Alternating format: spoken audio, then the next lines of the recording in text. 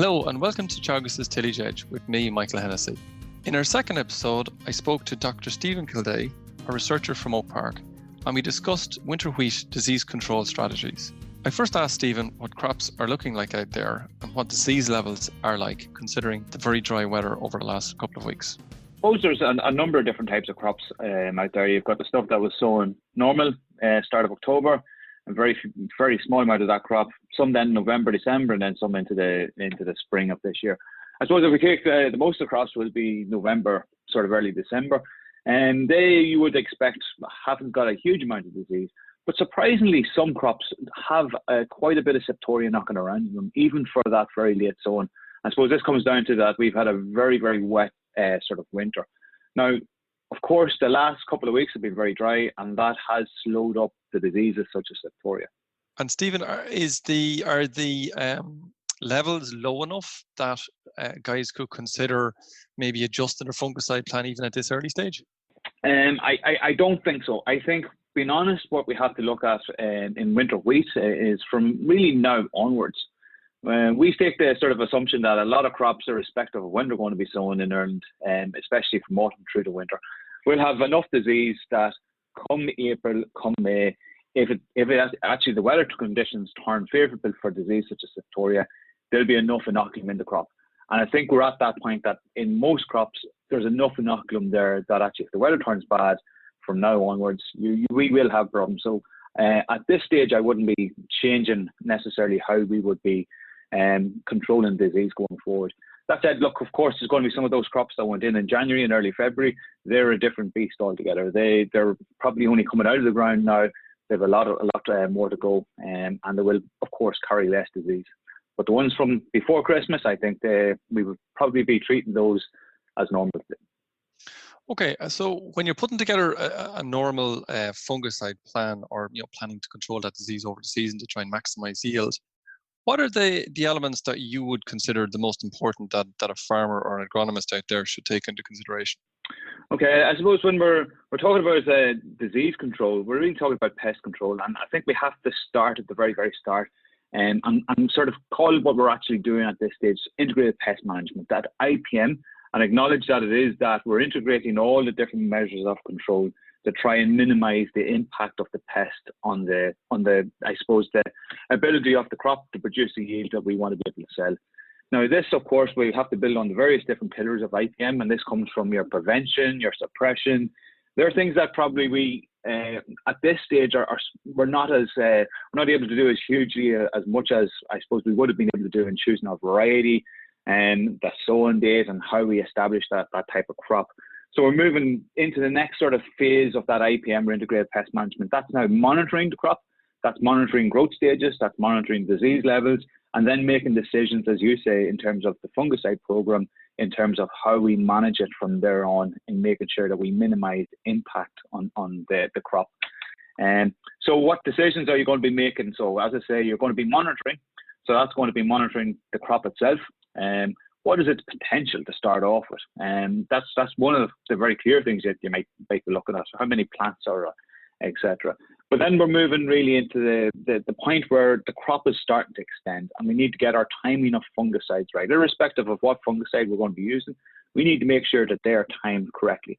They are timed so that actually they're protecting the upper canopy as much as possible. So we're really looking at, from now on, we're looking at leaf tree fully emerged. Now we can gauge some of that from the growth stage of the crop, but being realistic about it, we have to get into a crop, we have to pull those main stems, and we have to unroll those leaves back so we can get that leaf tree and know exactly where that leaf tree is at. That's monitoring the crop. Monitoring is also about what diseases are there. So I mentioned something like septoria.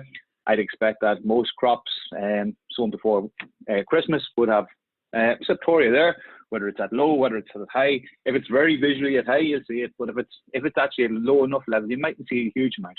That doesn't mean that it won't take off. So we're monitoring the disease. That's septoria, but the other one I think we should be monitoring also and having an idea if it's going to be present or not is yellow rust. Because at this stage, this is where we actually would start to be thinking about how we tailor our fungicide programs to the diseases that are going to be there. So I was going to ask you that, Stephen, just in terms of Septoria. We talk a lot about Septoria in wheat, and I suppose a lot of people would see that as the number one target. But as you mentioned, yellow rust, how should a guy tackle that if he has it in his crop, or even if he's out there and he is maybe suspects it's there?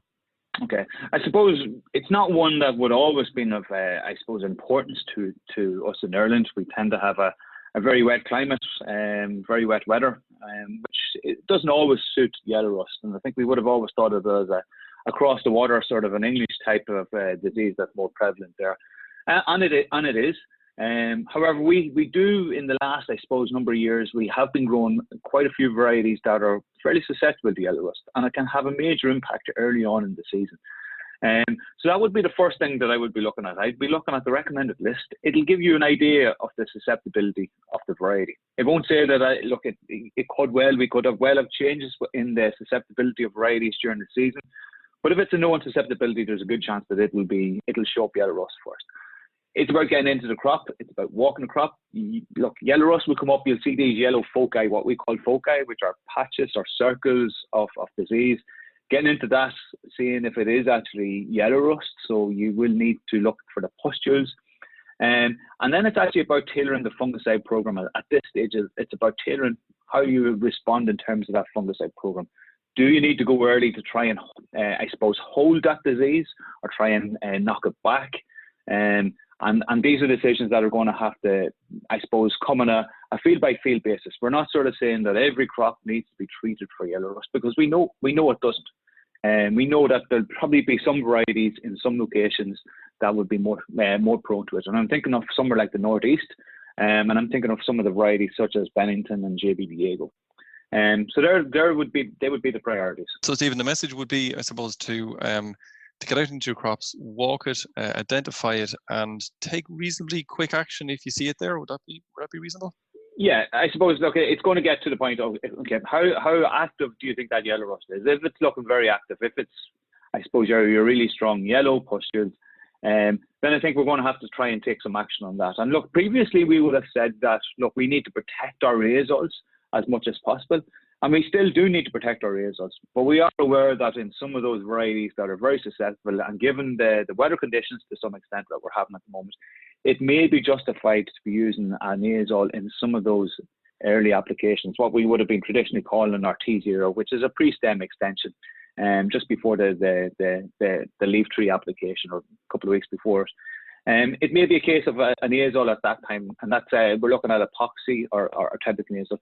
But I think we do need to be aware that, look, what we do in terms of azole treatments at this stage will have an impact in terms of their efficacy against Septoria. And Septoria still is our number one disease.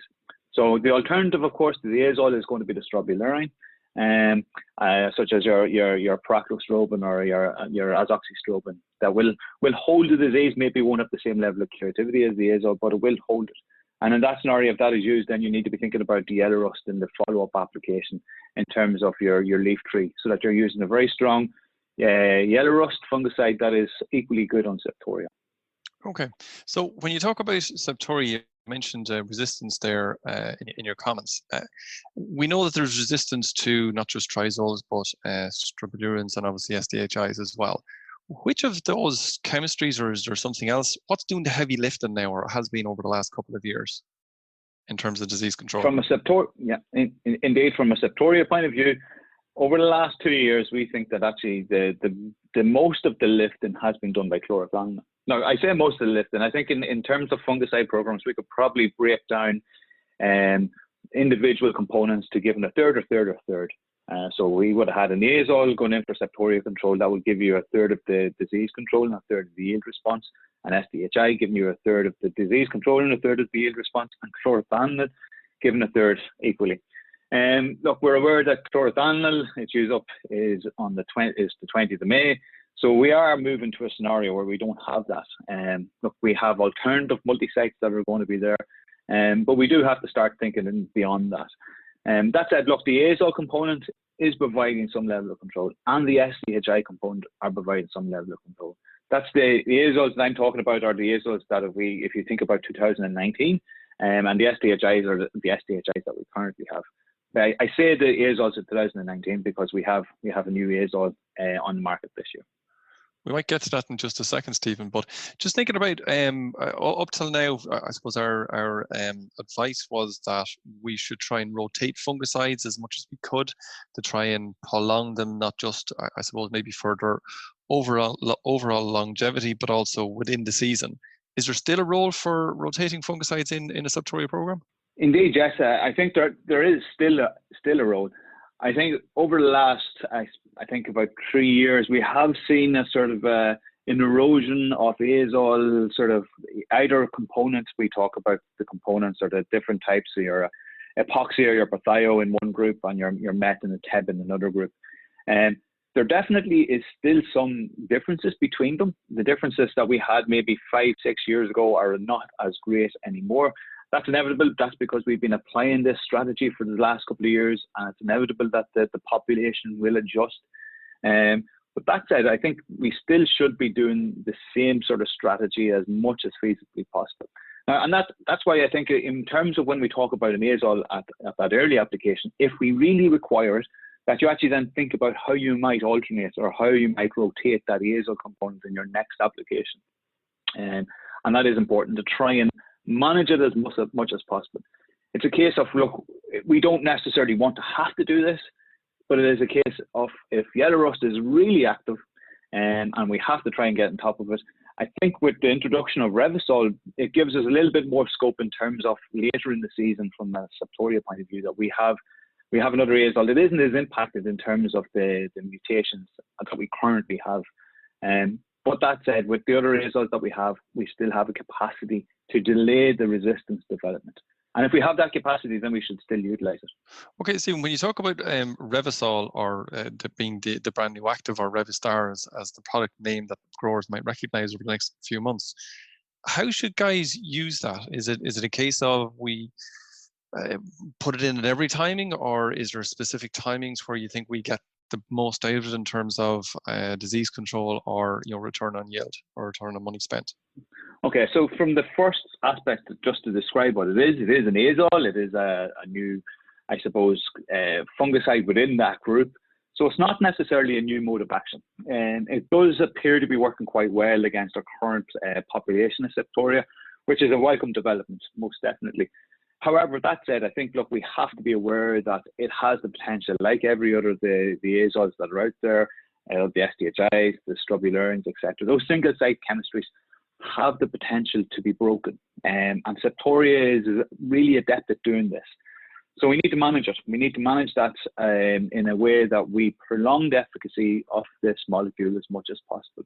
And to do that, look, we have to then think about what we're going to be using it for and how can we maximize it. And we have to look at the rest of the program that is available. And I think when we can look at the program, we can see that we still have SDHIs, we still have other azoles, and we still have chlorothalonil for part of that program, more than likely. And in that said, in that sort of scenario, do we require using Revysol in both applications? I'd say given the current weather conditions leading up to this first application in terms of a leaf tree, we probably don't require to be putting in Revysol necessarily at that application. That said, it may well be suited there if there's very, very high levels of disease. But is it required twice? Would be a question that I would be very clearly asking. We do know that it is registered twice, or registered for use twice, but that doesn't necessarily mean we have to use it twice.